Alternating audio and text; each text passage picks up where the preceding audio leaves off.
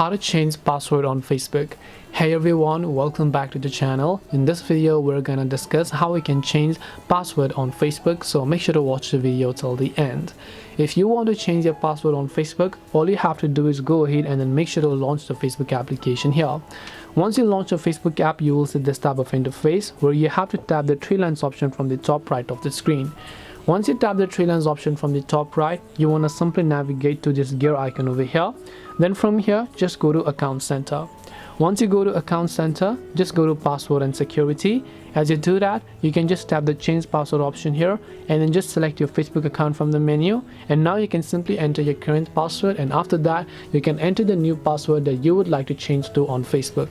This way you will be able to change your password on Facebook. Hope this video was very helpful. If you have got any more questions, then feel free to leave them down. Thank you very much for watching till the end of this tutorial, and see you soon in the next video.